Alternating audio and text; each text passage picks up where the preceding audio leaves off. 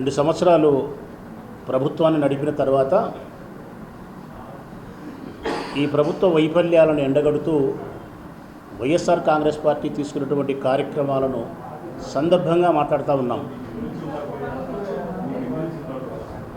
ఈ ప్రభుత్వాన్ని సూటిగా ప్రశ్నిస్తూ ఉన్నాం. ఈ ప్రభుత్వంలోని చిన్నవాళ్ళ దగ్గర నుంచి పెద్దవాళ్ళ వరకు ఎవరైతే వివిధ రకాల పదవుల్లో కొనసాగుతున్నారో కూటమిలో ఉండే వాళ్ళందరినీ ప్రశ్నిస్తూ ఉన్నా. స్వరం మాదే, మాట మాత్రం మాది కాదు, ప్రజలది. ఈ విషయాన్ని మీరు గుర్తుపెట్టుకోవాలా. గొంతు మాదే, మాట మాది కాదు, బాధితులది.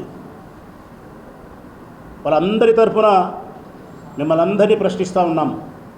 ఎందుకంటే ప్రతినిత్యము చిలక పలుకులు పలికే చిలకలను అడుగుతూ ఉన్నా, పులిలాగా వాతలు పెట్టుకొని నక్కలు కూడా పులిలాగా మాట్లాడే నక్కలను కూడా ప్రశ్నిస్తూ ఉన్నా.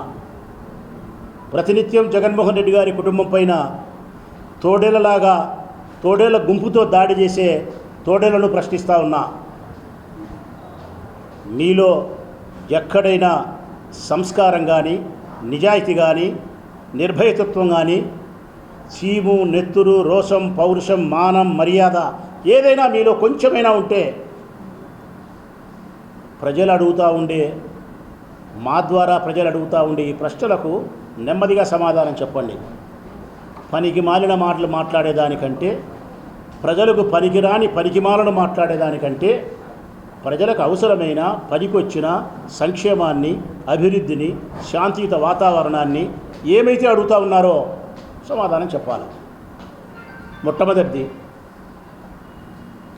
60 సంవత్సరాలు నిండిన ప్రతి ఒక్కరికి రాజ్యాంగబద్ధంగా ప్రతి 6 మాసాలకు ఒకసారి నూతన పెన్షన్లు ఇచ్చినాడు జగన్మోహన్ రెడ్డి గారు. మీరు 2 సంవత్సరాలైంది మీరు అధికారంలోకి వచ్చి. ఎందుకు ఇంతవరకు ఏ ఒక్కరికి కూడా నూతన పెన్షన్ ఇవ్వలేదు అని చెప్పి 60 సంవత్సరాలు నిండి 2 సంవత్సరాలు దాటిన ప్రతి నూతన వృద్ధుడు, వికలాంగుడు, వితంతువు మిమ్మల్ని ప్రశ్నిస్తున్నారు, ఎందుకు ఇవ్వవు? 50 సంవత్సరాలు నిండిన ఎస్సీ, ఎస్టీ, బీసీ, మైనారిటీ పురుషులకు, స్త్రీలకు అందరికీ పెన్షన్ ఇస్తానని చెప్పి మాట ఇచ్చినావు. నాకు 50 సంవత్సరాలు నిండి చాలా రోజులైంది. నీ ప్రభుత్వం వస్తే నాకు 4,000 రూపాయలు డబ్బులు వస్తాయని చెప్పి నీకు ఓటు వేసినా నేను ఆ రోజు. మరి 2 సంవత్సరాలు అయింది. నాకు 4,000 చొప్పున పెన్షన్ ఇచ్చి ఉంటే నాకు 4,000 చొప్పున 96,000 రూపాయలు 2 సంవత్సరాలకు వచ్చి ఉండు. మరి నాకు మోసం చేస్తానావా అని చెప్పి మిమ్మల్ని అడుగుతూ ఉన్నాడు 50 సంవత్సరాలు నిండిన స్త్రీ పురుషులు. నిరుద్యోగ భృతి 3,000 రూపాయలు ఇస్తానని చెప్పినావు. 20 లక్షల ఉద్యోగాలు ఇస్తానని చెప్పినావు. 20 లక్షల మందికి ఉద్యోగాలు ఇచ్చేంత వరకు ప్రతి నెల 3,000 రూపాయల నిరుద్యోగ భృతి ఇస్తానని చెప్పినావు. ఆ నిరుద్యోగులైన యువతి యువకులు మిమ్మల్ని ప్రశ్నిస్తూ ఉన్నారు. మా ద్వారా మాకు ఉద్యోగం ఇవ్వకపోతివి, నిరుద్యోగ భృతి ఇవ్వకపోతివి, మమ్మల్ని గాలి కొదిలేసినావు. మా ఓట్లను ఉపయోగించుకొని గద్దెనెక్కి నీ కుమారుడికి మాత్రం మంత్రి పదవిని ఇచ్చినావు. రేపో మాపో ముఖ్యమంత్రి పదవిని ఇవ్వబోతా ఉన్నావు. కానీ నీలాంటి కుమారుల్లాగే యువకులమైన మాకు మాత్రం ఉద్యోగం లేదు, భృతి లేదు, నట్టి నడేట్లు మమ్మల్ని ముంచేసినావని చెప్పి నిరుద్యోగులైన యువతి యువకులు అడుగుతూ ఉన్నారు. మా ద్వారా రైతులు ప్రశ్నిస్తూ ఉన్నారు.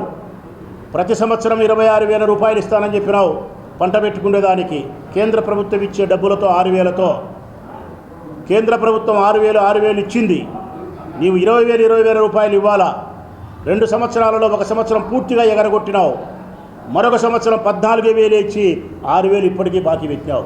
అంటే ఈ 2 సంవత్సరాలలో నాకు మీరు ఎగరగొట్టే డబ్బు ఎంత అని రైతు ఒకసారి అడిగితే 26,000 రూపాయలు ఎగరగొట్టినావు. ఒక్కొక్క రైతుకు 26,000 రూపాయలు ఎగరగొట్టినావు. రైతులు ప్రశ్నిస్తూ ఉన్నారు. ఈ దేశానికి రైతే వెన్నెముకంటావు. రైతులు గొప్పవాళ్ళని ప్రశంసిస్తారు. మరి ఎన్నికలప్పుడు వాగ్దానం చేసి మా ఓటు ద్వారా అధికారంలోకి వచ్చి గద్దెనెక్కిన నీవు మా నోట్లో మట్టి కొడతావా?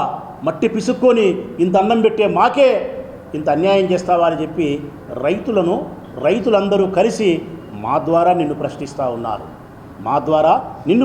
ఉన్నారు. ఇవి కాకుండా ఉద్యోగస్తులందరూ అడుగుతూ ఉన్నారు నిన్ను. మా గొంతును వారి మాటగా చేసుకొని ఎన్నికల కంటే ముందు ఎన్నో హామీలు ఇచ్చినారు. ఉద్యోగస్తులకు వారికి ఉండబడిన 30,000 కోట్ల బకాయిలు చెల్లిస్తామన్నారు. వాళ్ళకు ఉండబడిన డిఏలు చెల్లిస్తామని చెప్పినారు.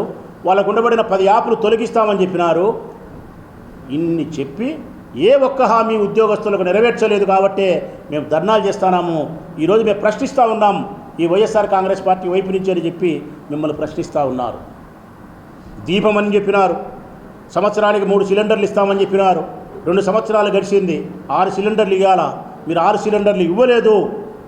ఏ గ్రామంలోకైనా పోదాం, ఏ పంచాయతీలోకైనా పోదాం, ఏ మున్సిపల్ వార్డులోకైనా పోదాం, నీ ఇష్టం వచ్చిన చోట ఒక వీధిలో రచ్చబండ మీటింగ్ పెట్టి 100 మంది మహిళలను పిలిచి 2 సంవత్సరాలకు 6 సిలిండర్లు మీకు వచ్చినాయా రాలేదని అడిగితే 100 మందిలో 50 మంది చేతులు ఎత్తితే కూడా నేను రాజకీయ సన్యాసం స్వీకరిస్తా.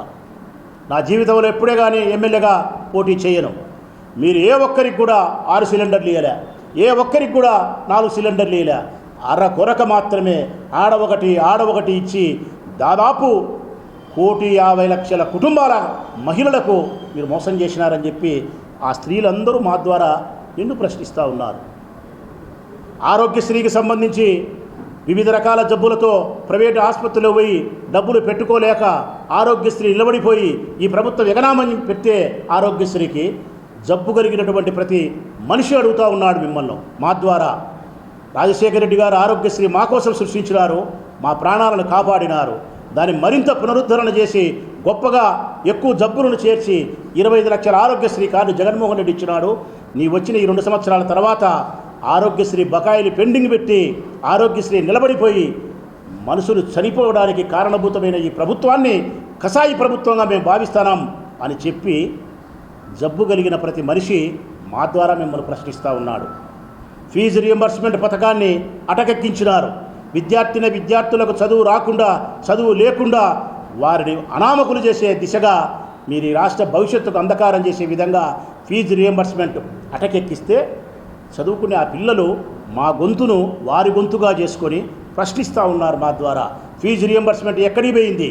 రాజశేఖర రెడ్డి తాత మా కోసం, బడుగు బలహీన వర్గాల పేదల కోసం ఫీజు రియంబర్స్మెంట్ ప్రవేశపెట్టి ప్రతి ఒక్కరిని ఉన్నత విద్య వైపు తీసుకుపోతే జగన్మోహన్ రెడ్డి మరిన్ని మెరుగులు దిద్ది మాకు మేలు చేస్తే ఈరోజు నువ్వు ఫీజు రియంబర్స్మెంట్ కూడా అటకెక్కిచ్చినావు, చదువుకోకుండా చేసినావు.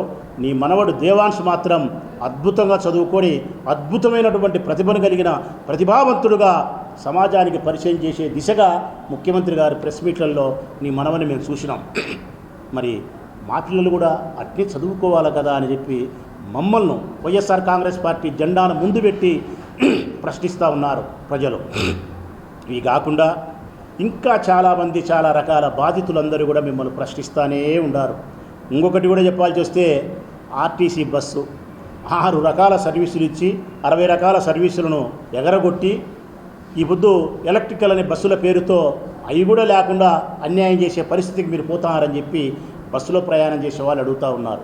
అన్నిటికంటే ప్రధానమైంది, మీరు ఏ హామీ అయితే ఇచ్చే ఎలక్షన్స్లో మీరు గెలవడానికి కారణభూతమైందో ఆ కారణం, ఆ సంక్షేమాన్ని మహిళలందరూ ప్రశ్నిస్తున్నారు. మా గొంతును వారి గొంతుగా చేసుకొని 18 సంవత్సరాలు నుండి 60 సంవత్సరాల వరకు కలిగిన ప్రతి ఒక్కరికి ఎంతమంది ఉంటే అందరికీ 1,500 రూపాయలు నేరుగా మీ అకౌంట్కి వేస్తానని చెప్పి మాకు వాగ్దానం చేసినావు. నా ఇంట్లో 3 ఆడపిల్లలు ఉన్నారు, నా ఇంట్లో 4 ఆడపిల్లలు ఉన్నారు, నా ఇంట్లో 2 ఆడపిల్లలు ఉన్నారు. మాకు రావాల్సిన డబ్బు ఏమైంది? ఇంతటి దగా చేస్తావా? ఆడవారిని నమ్మించి నట్టెట్లో ముంచుతావా? ఆడవారిని మోసం చేసి ఆడవారి ఉసురు తగులుకున్న ఏ మనిషి భూమి మీద బ్రతికి బట్టగట్టిన దాఖలాలు లేవు. మా ఆడవారి యొక్క కోపాగ్నికే మీ పార్టీ సర్వనాశనమవుతుందని చెప్పి రాష్ట్ర వ్యాప్తంగా మహిళలందరూ నిన్ను ప్రశ్నిస్తున్నారు, మా గొంతును వారి గొంతుగా చేసుకొని. మరి వీటన్నిటికీ సమాధానం చెప్పాలి కదా. చిలక పలుకులు పలికే చిలకలన్నీ తోలు కప్పుకునే మేకతోలు కప్పుకొని యాక్షన్ చేస్తున్నప్పుడు మేకపోతు గాంభీర్యాన్ని పులిలాగా సారలు పెట్టుకునే నక్కలని సమాధానం చెప్పాలి కదా. పద్దల లేచిరా నుంచి తోడేళ్ల గుంపులాగా జగన్మోహన్ రెడ్డి కుటుంబం మీద తల్లి, చెల్లి, గొడ్డలి పార్టీ, వివేకానందరెడ్డి హత్య ఇవన్నీ మాట్లాడే ఈ చిలకలన్నీ చిలక పలుకులు ఏమైనాయి అని అడుగుతా ఉన్నా. మీ మేకపోతు గాంభీర్యం మాటలన్నీ ఏమైనాయి అని అడుగుతానా. మీకు మానం, మర్యాద, రోసం, మీ శరీరంలో రక్తం, సీము, నెత్తురు ఏదైనా ఉంటే మేమడిగిన ప్రశ్నలకు ప్రజా ప్రశ్నలుగా మీరు భావించి ఆ ప్రజలకు సమాధానం మీరు చెప్పగలుగుతారా అని అడుగుతా ఉన్నాను. రేపు 12వ తారీఖున మేము గొప్ప ర్యాలీ చేస్తూ ఉన్నాం ఈ ప్రభుత్వానికి వ్యతిరేకంగా. ఇక్కడ మీరు గుర్తుపెట్టుకోవాల్సింది ఒక మాట ఉంది. వైఎస్ఆర్ కాంగ్రెస్ పార్టీ అగ్రభాగాన ముందుంటుంది. వైఎస్ఆర్ కాంగ్రెస్ పార్టీ జెండా ముందు భాగాన ఉంటుంది. కానీ ఆ జెండాకు వెనుక భాగాన నడిచేది మాత్రం నీ బాధితులే. నిరుద్యోగ భృతి అందకుండేవాళ్ళు, 1500 అందని మహిళలు, రైతులు, ఉద్యోగులు, నీ చేత బాధింపబడినటువంటి అందరూ కూడా ఆ వైఎస్ఆర్ కాంగ్రెస్ పార్టీ జెండా వెనకవైపున ప్రతి నియోజకవర్గంలోనూ వేల మంది నడుస్తారు. ప్రొద్దుటూరు నియోజకవర్గంలో 10,000 మందికి తగ్గకుండా బాధితులు రేపొద్దున సంబంధించిన అధికారికి వినతిపత్రం ఇవ్వడానికి వస్తారు. ఇవన్నీ నువ్వు సమాధానం చెప్పగలుగుతావా ముఖ్యమంత్రి చంద్రబాబు నాయుడు గారు? సమాధానం చెప్పగలుగుతావా లోకేష్ బాబు గారు? పద్దన లేచిరా నుంచి అర్థమైందే రాజా అంటావు. నిన్ను అడుగుతా ఉన్నాడు రాచమల్లు, అర్థమైందే రాజా? ఈ సమస్యలన్నిటికీ కారణభూతం ఎవరు? ఈ సమస్యలకు సమాధానం చెప్పాల్సిన బాధ్యత నీది కాదా రాజా? శిలక పలుకులు పలుకుతాయి, శిలకలన్నీ బయటకు వచ్చి మేకపోతు గాంభీర్యం అన్ని మాటలు మాట్లాడతారు బయటకు వచ్చి. వీటికి సమాధానం చెప్పాలా? చేతనైతే మేము చెప్పాం, పోలీసులో చెప్తాం. 30 యాక్ట్ పోలీస్ అమల్లో ఉంది, 144 సెక్షన్ ఉంది. నిరసన చెయ్యకూడదు, ఎంఆర్ఓకి వినతిపత్రం ఇవ్వకూడదు, నలుగురు కలసకూడదు. ఏమయ్యా మీ బడాయ్? ప్రజాస్వామ్యమైన ఈ దేశంలో మీరు ప్రజా వ్యతిరేక నిర్ణయాలకు పాల్పడినప్పుడు ప్రజల పక్షాన శాంతియుతమైన ఆందోళన కార్యక్రమాలు చేసే హక్కు ప్రజలకు కానీ, రాజకీయ వర్గాలకు కానీ, రాజకీయ పార్టీలకు కానీ లేదా? మీరు పోలీసులు మాపై ఉసిగొలిపితే 30 యాక్ట్ అమల్లో ఉందంటే మేము భయపడి ఇళ్లలో దుప్పటి కప్పుకొని పనుకుంటామనుకుంటున్నారా? పొరపాటు, క్వశ్చనే లేదు. ప్రజాపక్షాన పోరాటం చేసే వైఎస్ఆర్ కాంగ్రెస్ పార్టీ జగన్మోహన్ రెడ్డి గారి నాయకత్వాన జగన్మోహన్ రెడ్డి గారు ఇచ్చిన ఆదేశం శిరోధార్యమే మాకు. రాష్ట్ర వ్యాప్తంగా వైఎస్ఆర్ కాంగ్రెస్ పార్టీ శ్రేణులకు పోలీసులు 30 యాక్ట్ పెట్టినా చేస్తాం, 144 సెక్షన్ పెట్టినా చేస్తాం, మా పైన బాష్పవాయువు ప్రయోగించినా చేస్తాం, మా పైన బూట్లతో తన్నినా ప్రజాపక్షాన 12వ తారీఖు గొప్ప ర్యాలీ నిర్వహిస్తాం, గొప్ప నిరసన కార్యక్రమాన్ని నిర్వహిస్తాం. జగన్మోహన్ రెడ్డి గారు చెప్పినట్టు చంద్రబాబు నాయుడుకు చెమట పట్టేంతగా, చంద్రబాబు నాయుడుకు వెన్నులో వణుకు పుట్టేంతగా వైఎస్ఆర్ కాంగ్రెస్ పార్టీ 12వ తారీఖు గొప్ప నిరసన కార్యక్రమాన్ని చేసి తీరుతామని హెచ్చరిక చేస్తూ ఉన్నాం. ప్రజాస్వామ్యబద్ధంగా నిరసన చేసే మా హక్కును మీరు కాలరాయొద్దని కూడా పోలీసులకు విజ్ఞప్తి చేస్తూ ఉన్నాం. మరొక్కసారి చంద్రబాబు నాయుడు దగ్గర మొదలుకుంటే ఈ ఊరు వరకు ఉండే తెలుగుదేశం పార్టీ, కడప జిల్లా వరకు ఉండే తెలుగుదేశం పార్టీ ప్రతి ఎమ్మెల్యేని అడుగుతా ఉన్నా నేను. ప్రజాపక్షాన మేము అడిగిన ఈ ప్రశ్నలకు సమాధానం చెప్పగలుగుతారా ఓ ఎమ్మెల్యేలారా, ఓ మంత్రులారా? సజావుగా సక్రమంగా మీడియా ముందుకు వచ్చి ఒక్కొక్కటిగా 60 ఏళ్లకు పెన్షన్ ఏంది, 50 ఏళ్లకు పెన్షన్ ఏంది, 20 లక్షల ఉద్యోగాలేంది, నిరుద్యోగ భృతి ఏంది, గ్యాస్ కనెక్షన్ ఏంది, ఉద్యోగుల హామీలేంది, 1500 రూపాయల ఆడపిల్లలకు ఇచ్చే వ్యవహారం ఏంది, ఫీజు రీఎంబర్స్మెంట్ ఏంది, ఆరోగ్యశ్రీ ఏంది? ఇవి కాకుండా ఇంకా నువ్వు చెప్పిన మాటలు మరికొన్ని చెప్పమంటావా బాబు? నేను గెలిచిన తర్వాత కరెంటు బిల్లులు ఎప్పుడూ పెంచనని చెప్పినావు, గెలిచిన 3 నెలల కాలమే 20,000 కోట్ల రూపాయల భారాన్ని ప్రతి కుటుంబం మీద వేసి ఈ ఎండల కాలంలో కరెంటు షాకు కొట్టేంత బిల్లులు వచ్చినాయి. నిత్యావసర వస్తువుల ధరలు పెరగవని చెప్పినావు, నిత్యావసర వస్తువుల ధరలన్నీ ఆకాశాన్ని అంటుతున్నాయి. చింతపండు, బెల్లం, ధనియాలు, మిరపకాయలు, కొబ్బెర, బియ్యం, నూనె, పామాయిలు ఏది పట్టుకున్నా కూడా ఆకాశాన్ని ధరలు అంటుతున్నాయి. సమాధానం చెప్తావా? పేద మధ్యవర్తి వర్గాలకు చెప్పవా? డీజిల్, పెట్రోలు ఆగిత్యంగా మాట్లాడినాడు ఆ రోజు నీ కొడుకు. నువ్వు చాలా ఆగిత్యంగా అర్థమైందే రాజా అని మాట్లాడినావు కదా రాజా. ఈరోజు చెప్పు, 6 సార్లు పెంచినావు, ఇప్పటికీ 6 సార్లు పెంచినావు రాజా డీజిల్, పెట్రోల్. సిగ్గు, శరం, మానం, మర్యాద ఏమైనా నీకుంటే ప్రజలకు సమాధానం చెప్పు. డీజిల్ పోసుకొని బండ్లలో పోతారా? పెట్రోల్ పోసుకొని పోతారా? నీళ్లు పోసుకొని పోతారా? లేకుంటే ఇంజు పోసుకొని పోవాలన్నా బండ్లలో? సమాధానం చెప్పాల్సిన బాధ్యత ఈ ప్రభుత్వానికి లేదా? కరెంటు బిల్లులు పెంచుతివి, నిత్యావసర ధరలు పెంచుతివి, డీజిల్, పెట్రోల్ పెంచుతివి, ఇయ్యాల్సిన సంక్షేమాన్ని ఇవ్వకపోతివి, చెప్పిన అభివృద్ధిని చేయకపోతివి. ఇవన్నీ కాదని మేము ప్రశ్నిస్తే మా మీద కేసులు, పోలీసులు మా మీద ఉసిగొల్పే కార్యక్రమాలు చేస్తున్నావు. అందుకే నేను అడుగుతా ఉన్నా ఈ ప్రభుత్వాన్ని, ఎమ్మెల్యేలను, రేపొద్దున మీడియా ముందుకు వచ్చి 12వ తారీఖు మీరు ర్యాలీ చేస్తామంటున్నారు. ఎందుకు చేస్తారబ్బా? చెయ్యాకండి. మీరు చేసే ర్యాలీ తప్పు, మీరు చేసే నిరసన తప్పు.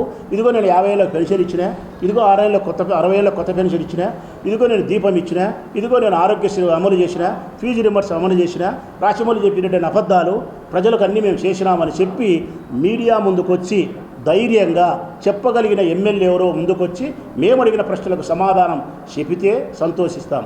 చెప్పకపోతే మీది మేకపోతు గాంభీర్యమే, మీది శిలక పలుకులు మాట్లాడే శిలకలే, మీరు పులి వాతలు పెట్టుకొని చారలు పెట్టుకునే నక్కలే, తోడేళ్ల గుంపై జగన్మోహన్ రెడ్డి మీద విరుచుకుపడే దద్దమ్మలను మిమ్మల్ని భావించాల్సిందే తప్ప మరొకటి కాదు. మేమైతే మాత్రం ప్రజాక్షేత్రంలో ప్రజల పక్షాన వైఎస్ఆర్ కాంగ్రెస్ పార్టీ గట్టిగా పోరాటం చేస్తుంది.